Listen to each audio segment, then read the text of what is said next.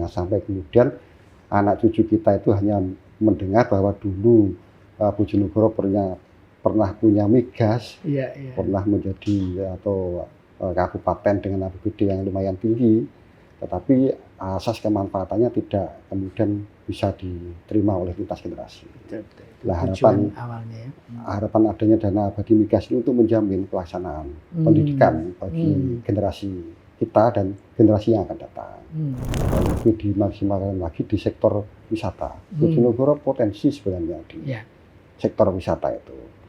Selain karena banyak bangunan bersejarah di Kabupaten Bojonegoro, ada Kayangan Nabi. Itu keren loh Pak. Ya, ada apa namanya? Api yang tidak pernah padam ya sepanjang masa. Ada bendungan gerak. Ada yang terbaru wisata religi itu di Margomulyo itu. Masjid itu. Masjid ya. Tentu harapan kami sektor wisata ini kemudian digenjot maksimal oleh pemerintah kabupaten.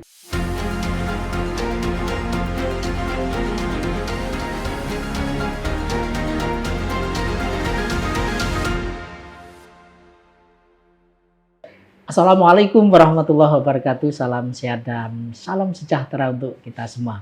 Kembali bertemu dengan saya Tri Mulyono, pemimpin redaksi Tribun Jatim Network. Kali ini saya berada di Bojonegoro. Kita ingin tahu gebrakan-gebrakan apa yang sudah dilakukan legislatif maupun eksekutif dalam memajukan Bojonegoro. Untuk itu saya sekarang sudah bersama orang nomor 1 di DPRD Kabupaten Bojonegoro, Pak Abdullah Umar, SPD. Assalamualaikum warahmatullahi wabarakatuh. Wah, ini keren sekali ini Pak. Siap, Pak. Terima kasih sudah diundang. Tribuners dalam acara Gebrakan Sang Pemimpin. Pak Umar, sebelum mengobrol lebih lanjut, barangkali bisa dijelaskan dulu tentang komposisi pimpinan dan fraksi hasil pemilu 2024 kemarin. Silakan. Di DPRD Kabupaten Bojonegoro itu untuk pimpinan DPRD, satu ketua DPRD dari fraksi Partai Kebangkitan Bangsa, kemudian yang kedua wakil ketua dari Gerindra Pak Saudi, kemudian dari PDI Perjuangan, dan yang terakhir dari Partai Golkar Bu Putra-Atin. Kemudian untuk fraksi tentu ada 8 fraksi di DPRD Kabupaten Bojonegoro, ada 2 fraksi gabungan. Yang pertama fraksi Partai Kebangkitan Bangsa yang dalam pemilu 2024 kemarin mendapatkan 13 kursi. Kemudian disusul oleh Partai Gerindra 8 kursi, kemudian Partai PDI Perjuangan 6 kursi, terus kemudian Partai Golkar 5 kursi, kemudian Demokrat 5 kursi, terus kemudian Partai P3 3 kursi yang kemudian tergabung dalam fraksi PPKN namanya. Jadi ada P3, kemudian ada PKS, terus apa namanya, PAN, Hanura, terus yang terakhir Nasdem. Jadi total 50 anggota DPRD Kabupaten Bojonegoro. Pak Umar, ini kan sudah mungkin lebih dari 6 bulan ya dilatih sejak Oktober gitu ya. Dari fungsi legislasi, budgeting, dan pengawasan, apa yang sekarang sedang dilakukan DPRD Bojonegoro, Pak Umar? Ya, tentu sebagai legislatif, 3 fungsi yang melekat di kami telah kita jalankan sampai kemudian hari ini tentu sedang dalam proses realisasi anggaran tahun 2025. Dan tentu sebentar lagi juga akan masuk pada pembahasan PAPBD 2025 yang menurut informasinya ya agak dipercepat, mungkin kisaran bulan 5 ini untuk uangnya, kemudian untuk airnya di bulan 6 atau bulan 7. Tentu beberapa yang menjadi tugas kita sudah kita laksanakan, termasuk pembentukan perda dan lain sebagainya, proses-proses pengawasan terhadap kinerja pemerintah juga sudah kita lakukan dengan baik tentunya. Ya, terkait legislasi Pak Umar, saya dengar ada satu raperda sekarang ini yang sedang digodok, yaitu raperda tentang dana abadi migas gitu ya. Ini Tribuners perlu tahu bahwa ini pertama kali ya ada satu inisiasi atau inovasi untuk membuat satu dana abadi dari migas. Bisa dijelaskan karena ini sudah masuk di tahap apa ketua sekarang ini, dan perkembangannya seperti apa? Dana abadi ini sebenarnya sudah sejak lama direncanakan kan oleh pemerintah kabupaten maupun DPRD. Dulu sempat tahun 2022 juga sempat dibahas, kemudian juga perda ini sudah disahkan sebenarnya oleh DPRD. Cuma pada waktu itu memang PP-nya belum keluar, sehingga kemudian tidak jadi dilaksanakan. Seiring berjalannya waktu kemudian proses berjalan, PP-nya sudah keluar sehingga kemudian ini digagas kembali. Yang tentunya prosesnya sampai hari ini sudah masuk ke evaluasi gubernur. Jadi melalui proses pembahasan, mulai FGD, termasuk meminta pendapat dari masyarakat, kemudian pembahasan di pansus itu sudah selesai semua. Oh gitu ya. Jadi sudah ke evaluasi gubernur. Kita tinggal nunggu evaluasi dari gubernur yang kemudian nanti kita tindak lanjuti kembali. Nah, dan mungkin Pak Umar, jadi kita perlu lebih detail ya terkait dana abadi migas ini. Kira-kira seperti apa ya? Berapa dana yang akan dikelola? Siapa yang mengelola? Lalu peruntukannya untuk siapa? Saya kira ini menarik sekali, bisa disampaikan Pak Umar. Dana abadi migas pendidikan ini cukup menarik. Oh jadi ini ada dana migas, dana abadi migas pendidikan untuk yang ini, ya, yang sudah tahap konsultasi dengan Pemprov ini. Ya, evaluasi gubernur. Jadi dana abadi migas bidang pendidikan. Yang ini tentu semangatnya sebenarnya adalah bahwa APBD Bojonegoro ini kan tinggi, yang tentu bersumber dari migas lah. Yang boleh disampaikan Pak Umar, APBD Bojonegoro 2024 dan 2025 kira-kira berapa? 7,4 triliun. 7,4 triliun. Ya. Nah ini kan tentu harapan kita dengan adanya DBH migas yang cukup tinggi, tidak selamanya kan APBD ini tinggi, karena ketergantungan terhadap DBH migas kan cukup tinggi. Betul. Nah sehingga harapan kami bahwa sumber daya alam migas di Kabupaten Bojonegoro ini kemudian tidak menjadi kutukan lah. Ketika APBD tinggi, DBH migas tinggi, nanti migasnya habis, dana ini habis. Nah harapan kami dengan dana abadi migas di bidang pendidikan ini, harapan kita bahwa Bojonegoro ini memiliki sumber daya alam yang luar biasa berupa migas, sehingga efek manfaat dari keberadaan sumber daya alam ini tidak hanya dinikmati saat ini, tetapi nanti juga akan dinikmati oleh lintas generasi yang ada di Kabupaten Bojonegoro. Jangan sampai kemudian anak cucu kita itu hanya mendengar bahwa dulu Bojonegoro pernah punya migas, pernah menjadi atau kabupaten dengan APBD yang lumayan tinggi, tetapi asas kemanfaatannya tidak kemudian bisa diterima oleh lintas generasi.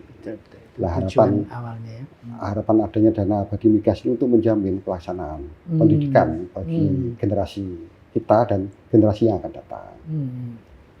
Dana abadi migas pendidikan ini nanti ditargetkan 3 triliun. 3 triliun untuk tahun pertama atau multi years selama 5 tahun. 5 tahun ya. 5 tahun. Sejak 2026 atau 2025. Sejak 2026 besok ini baru dianggarkan. Per tahun bisa 500 miliar ataupun berapa, yang penting nanti selama 5 tahun itu sudah mencapai 3 triliun. Tapi dalam perda yang kemarin kita bahas itu tidak harus 5 tahun. Tapi maksimal 5 tahun. Artinya bisa jadi ketika bagi hasilnya cukup besar di tahun 2026-2027 nggak sampai 5 tahun bisa terpenuhi 3 triliun. Ya bisa, bisa tergantung. Yang penting kan skala prioritasnya untuk kebutuhan pokok, kemudian untuk belanja rutin dan untuk kepentingan kesejahteraan masyarakat kan tidak terkurangi kan. Nah ini kan uang besar ya, Pak Umar ya. Bagaimana mekanisme agar dana abadi itu betul-betul efektif tuh? Karena nanti kan dana abadi ini akan dikelola, dikembangkan ya begitu Ketua. Nah ini bagaimana pengawasannya? Lalu mungkin aturan mainnya berapa sih yang boleh diambil dari hasil pengembangan barangkali? Itu juga diatur di dalam raperda itu, adiperda itu Pak. Jadi di perda kemarin sudah diatur banyak hal, terutama terkait dengan penggunaan dana abadi migas ini. Salah satunya adalah nanti kalau dana abadi migas ini kan untuk pokoknya tidak diambil, Pak. Jadi pokoknya sampai kapanpun ini tidak akan diambil, yang akan dimanfaatkan adalah hasil pengembangan atau bunganya. Jadi dana 3 triliun ini nanti diinvestasikan atau didepositokan atau ditaruh di lembaga keuangan atau kemudian investasi lah ke lembaga-lembaga yang kredibel tentunya. Yang tentu nanti manfaat dari hasil itu yang digunakan untuk sarana pendidikan. Artinya dimanfaatkan seluruh jenjang lapisan pendidikan. Jadi tidak ada batasan ini khusus perguruan tinggi, tapi di seluruh jenjang tingkatan, kemudian untuk pendidikan umum maupun pendidikan agama. Yang tentu ini kan juga kalau untuk pendidikan agama bisa mengarah ke pondok pesantren dan lain sebagainya, termasuk madrasah kan. Tujuannya tentu untuk meningkatkan pendidikan bisa berupa beasiswa atau pengembangan penelitian ataupun apapun yang menyangkut kaitan dengan urusan pendidikan. Ini kalau jalan ini dahsyat sekali, Pak Umar. Tapi bagaimana cara pengawasannya? Tentu DPRD ini pasti pilar utama ya dalam hal pengawasan. Kalau salah satu tugas pokoknya ya memang pengawasan gitu. Tapi secara teknis melibatkan pihak lain juga atau gimana, Pak? Ya tentu dalam Perda kemarin itu diatur nanti akan bupati wajib untuk hukumnya untuk kemudian membentuk komite atau komisi atau apapun lah pengawasan dana abadi pendidikan. Ini independen ya, di luar eksekutif maupun legislatif gitu ya. Yang terdiri dari banyak ornamen dari tokoh agama, tokoh masyarakat, akademisi, terus kemudian profesionalisme dan lain-lain yang tentu berkompeten di bidang ini. Itu nanti dibentuk lembaga pengawas khusus untuk mengawasi ini. Kemudian dana abadi ini sebelum mencapai 1 triliun masih dikelola oleh BUD. Tapi nanti kalau setelah lebih dari 1 triliun, bupati nanti wajib untuk membentuk BLUD sebagai pengelola. BUD sebagai pengelola dana abadi. Jadi, tapi Pak Umar sendiri punya keyakinan bahwa ini sampai 5 tahun ke depan akan jalan 3 triliun itu ya dari jalan karena ini kan termasuk program yang prioritas kan, yang tentu sudah menjadi kesepakatan bersama. Dan kalau ini jalan bisa jadi percontohan sih Pak Umar sebetulnya, karena di daerah lain kan belum ada. Di daerah yang menjadi tempat tambang itu sepengetahuan kita belum ada dana abadi. Termasuk di daerah yang tidak ada tambang pun juga tidak ada migas pun juga belum ada kan. Pak Umar, kita tahu memang Bojonegoro ini dilimpahi rahmat bagi hasil minyak itu gitu ya Pak. Sehingga kita tahu infrastruktur di Bojonegoro luar biasa ya, jalan-jalan mulus dicor gitu. Tapi awal tahun ini kan ada impres soal efisiensi anggaran dari Bapak Presiden ya Pak ya. Impres 1 2020. Ini berdampak juga nggak ya terkait bagi hasil minyak itu? Kalau terkait dengan bagi hasil migas tentu tidak. Tidak ada ya Pak? Tidak ada karena meskipun dana ini kan transfer juga dari pusat ya Pak ya. Masuk kategori bukan PAD gitu ya. Ya tapi kan kalau dana DBH ini kan tentu urusannya bagi hasilnya ini kan dengan produksi. Produksi minyak yang ada di Kabupaten. Jadi terkonfirmasi bahwa ini tidak akan terdampak oleh impres Presiden. Tidak ada efisiensi terhadap dengan DBH migas ini.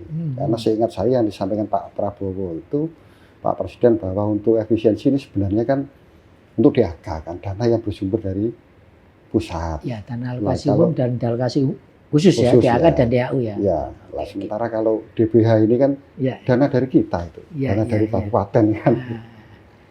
Pak Umar, selain memang kita sudah ada sumber uang dari dana bagi hasil, sebenarnya PR kedua itu kan bagaimana PAD di Bojonegoro itu bisa meningkat. Betul. Nah, selain memang tetap mengandalkan dana bagi hasil minyak itu, bagaimana upaya legislatif untuk mendorong agar PAD ini cepat naik? Ya, tentu kita berharap bahwa sektor PAD ini terus akan mengalami peningkatan kan. Karena memang tidak bisa BBD kita itu hanya tergantung bersumber dari DBH migas. Jadi harapan kami seluruh sumber-sumber PAD ini kan dimaksimalkan, terutama sektor perpajakan ini kan menjadi penting karena banyak sekali kebocoran di wilayah ini untuk pajak ini juga dimaksimalkan betul pengelolaannya sehingga kemudian tidak ada pajak atau PAD yang bocor. Kemudian yang kedua yang paling produktif sebenarnya harapan kami tentu di sektor wisata. Nah, sektor wisata kalau tidak salah PAD kita itu 2025 ini kita targetkan 1 triliun kan. Dari 900 miliaran ya Pak? Ya 900 miliar di 2024 ya. Ini target 1 triliun. 1 triliun. Nah, semoga itu bisa tercapai dan lebih dimaksimalkan lagi di sektor wisata. Bojonegoro potensi sebenarnya di sektor wisata itu. Selain karena banyak bangunan bersejarah di Kabupaten Bojonegoro, ada kayangan api. Itu keren loh Pak. Ya, ada api yang tidak pernah padam ya sepanjang masa. Ada bendungan gerak. Ada yang terbaru wisata religi itu di Margomulyo itu. Masjid itu. Masjid ya. Tentu harapan kami sektor wisata ini kemudian digenjot maksimal oleh pemerintah kabupaten. Tentu dengan menciptakan banyak destinasi wisata baru yang kemudian menarik masyarakat ataupun pihak dari luar untuk datang di Bojonegoro.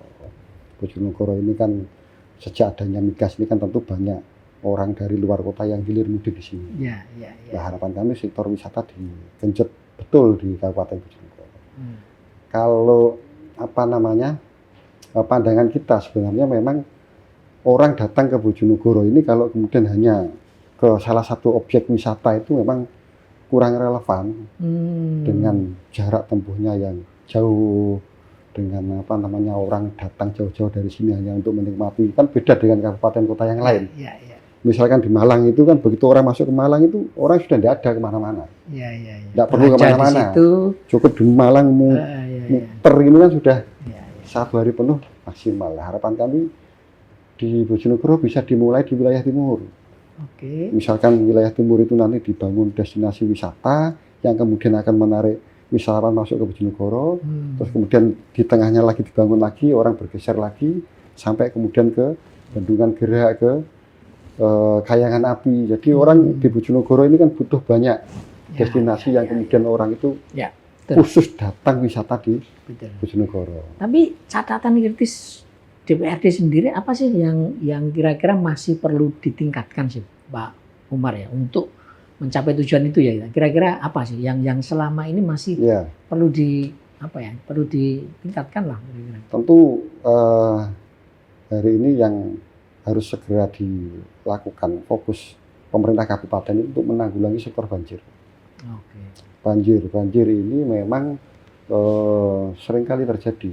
Jadi sampai anak wisatawan terus pas nanggirnya banjir gitu ya. Itu tentu kan akan menghambat proses ekonomi, transportasi dan lain-lain kan. Banjir ini masih sering terjadi, termasuk banjir kiriman. Jadi Bojonegoro itu sebenarnya kan jadi tempat parkir untuk air ini. Betul. Nah, tentu harapan kami infrastruktur di bidang pengairan ini dimaksimalkan betul, pembangunan tanggul, pembangunan waduk, kemudian normalisasi kali-kali ini sehingga kemudian ketika ada kiriman air dari luar daerah itu bisa terkelola, tidak kemudian masuk ke pemukiman maupun persawahan. Pekerjaan rumah Bojonegoro ini setelah jalan mulai bagus, ini harusnya ke situ ya? Harusnya ke situ. Jadi pembangunan itu nanti dilinearkan dengan pengentasan penanggulangan banjir. Tapi memang kalau kotanya ini perkembangannya pesat sekali sih saya lihat Pak Umar. Kota penataan kota Bojonegoro. Jadi catatannya adalah bagaimana ini kemudian membuat tempat-tempat destinasi baru, kemudian menjamin kenyamanan tidak banjir gitu ya. Nggak ada. Pak Umar, kita beranjak ke sejumlah program pemerintah pusat Pak Umar. Jadi pemerintah pusat lagi gencar mau bikin koperasi merah putih, sekolah rakyat. Juga ketahanan pangan ya, karena Bojonegoro ini salah satu pemasok padi ya. Ini catatan kritis dari DPRD terkait program-program pemerintah pusat ini seperti apa? Ya, untuk program dari pemerintah pusat alhamdulillah Kabupaten Bojonegoro sangat mendukung penuh Pak Tri. Jadi terkait dengan MBG makan bergizi gratis misalkan. Salah satunya makan bergizi gratis sudah sudah mulai berjalan. Supporting dari pemerintah kabupaten juga luar biasa terhadap realisasi ini juga sudah berjalan, bahkan informasinya bulan Juli juga akan semakin banyak yang sudah Oke. beroperasi kan. Kalau hari ini kan masih beberapa yang Ya. operasi, tapi bulan Juli ditargetkan ada beberapa yang kemudian operasi di berbagai wilayah. Kemudian untuk sekolah rakyat, Ya. ini Kabupaten Bojonegoro cukup menyambut antusias, termasuk membackup penuh fasilitas yang kemudian disiapkan untuk ini.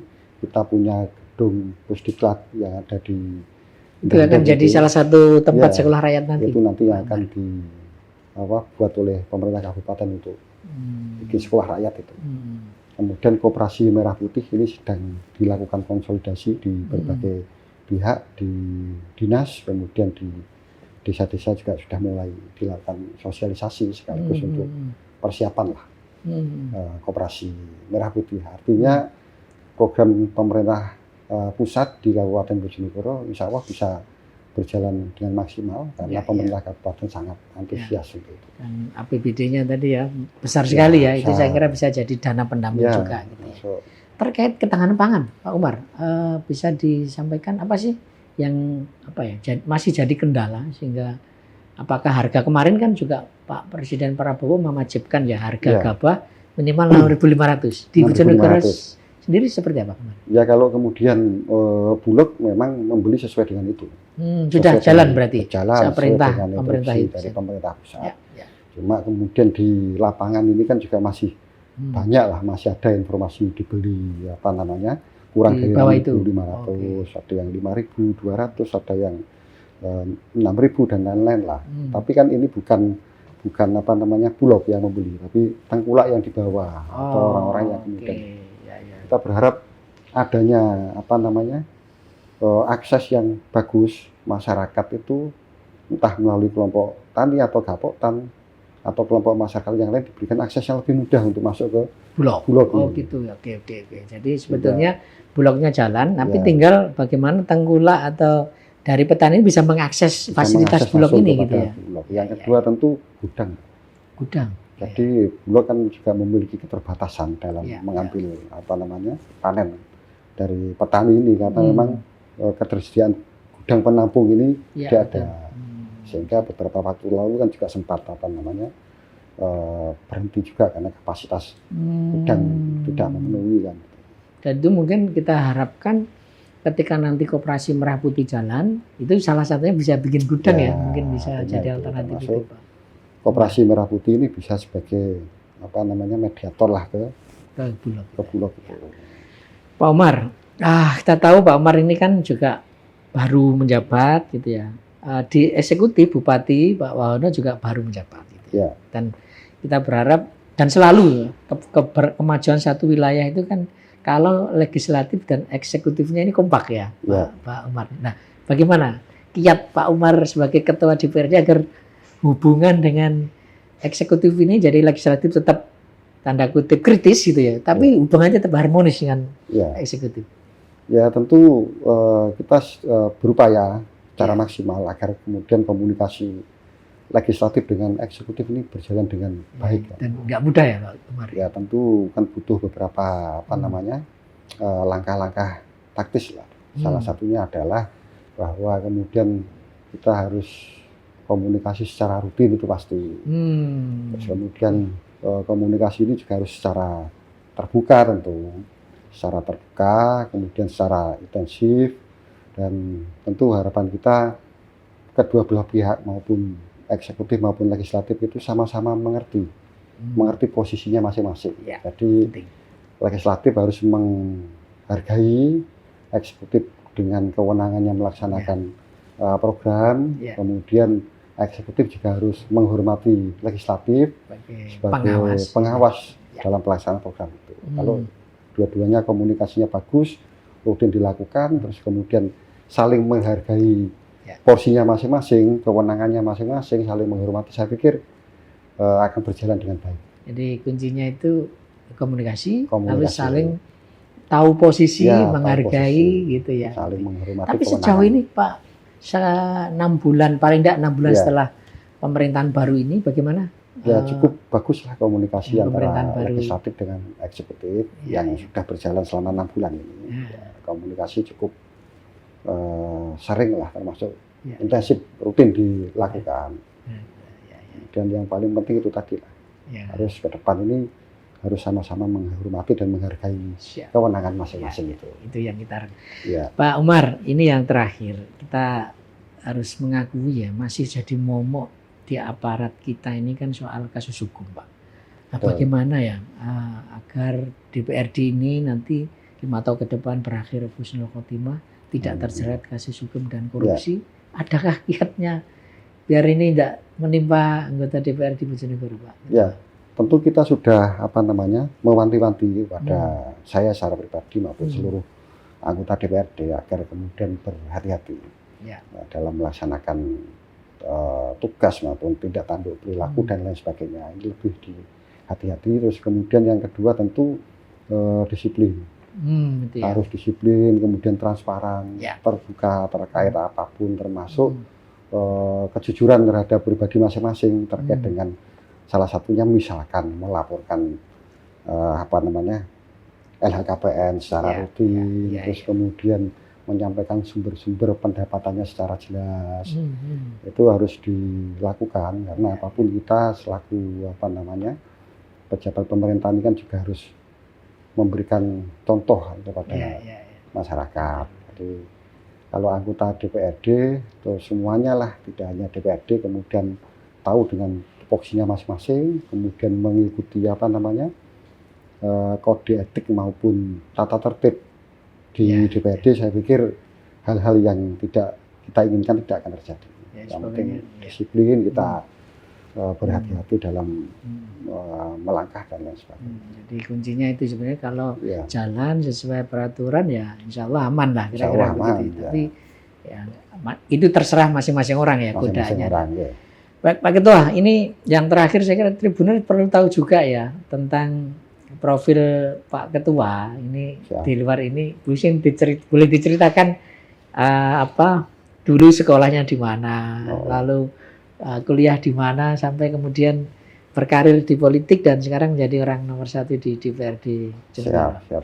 Kalau biografi dulu MI-nya di Burno, di Pasinan. Burno itu salah satu kecamatan di Bojonegoro ya? Asli Timur ya. Burno ya Pak? Di kampung kelahiran untuk SD-nya, MI-nya. Kemudian MTS-nya sama aliyahnya di Tambak Beras. Di Jombang. Di Tambak Beras di Jombang. Santri ini berarti ya Pak Ketua ini ya? Siap.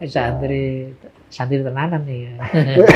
Sampai SMA Ketua? Sampai aliyah. Sampai aliyah. Oke. Kemudian setelah itu melanjutkan ke perguruan tinggi di UIN Malang. Di Malang. UIN Malang. Kemudian sekarang sedang proses pendidikan S2 di sini Bojonegoro di Unugiri ya. Ya. Tapi dulu apa yang membuat Pak Umar kemudian terjun ke politik apa Pak? Ya tentu gen itu tidak bisa dipungkiri. Oh ada gen politisi juga ternyata? Ya dulu bapak saya juga anggota DPRD 2 periode Kabupaten Bojonegoro. Kemudian kalau menurut cerita orang-orang tua dulu itu kan seringkali kalau ada kampanye ibu saya itu kan selalu lihat dengan gendong saya waktu itu. Jadi masih bayi itu kampanye ya Ayanda ya? Kan melihat kampanye gitu. Siap. Terus kemudian yang kedua tentu ya dorongan secara pribadi ya. Saya itu tipikal orang yang tidak bisa diam. Ketika melihat ada sesuatu atau ketimpangan sosial, itu tidak bisa diam. Santri yang aktivis ya. Siap. Diminta maupun tidak itu kan selalu hati itu bergerak untuk itu. Siap. Terus kemudian yang ketiga tentu dorongan dari lingkungan.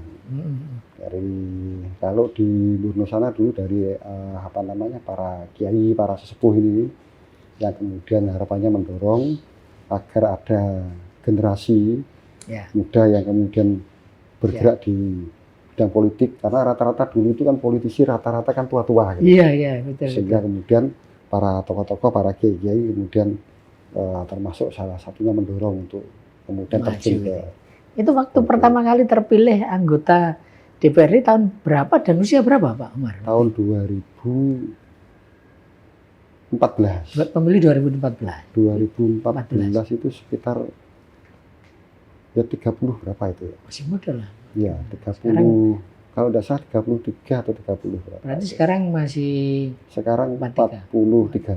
Masih muda, luar biasa. Ya, Sampai sekarang menjadi orang nomor 1 di DPRD Kabupaten Bojonegoro. Tribuners, itu yang disampaikan oleh Pak Umar. Tadi banyak hal ya yang disampaikan bagaimana gagasan dan idenya agar Kabupaten Bojonegoro ini menjadi daerah yang lebih maju lagi.